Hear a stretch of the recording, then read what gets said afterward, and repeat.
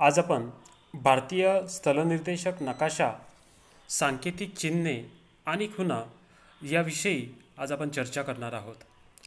भारतीय स्थलनिर्देशक नकाशांचा अभ्यास करण्यासाठी विविध सांकेतिक चिन्हे आणि खुणा आपल्याला याचा उपयोग मोठ्या प्रमाणात होताना दिसतो.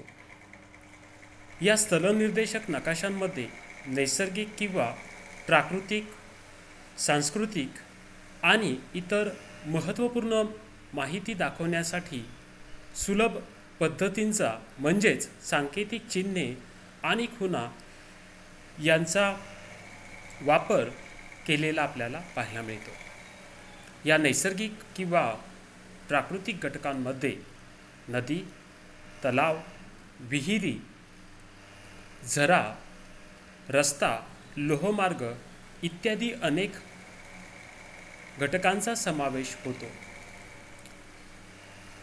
याचप्रमाणे सांस्कृतिक घटकांमध्ये मंदिर, मशीद, चर्च, गुरुद्वारा, किल्ला, विमानतळ, पोस्ट ऑफिस, पोलीस स्टेशन इत्यादी अनेकांचा समावेश होतो.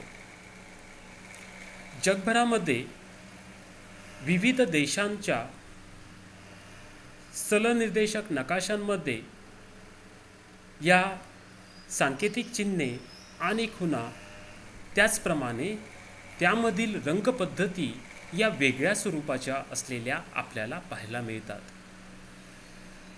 UK टोपोशीट आणि US टोपोशीट यामध्ये सुद्धा आपल्याला थोडाफार बदल यामध्ये पाहायला मिळतो.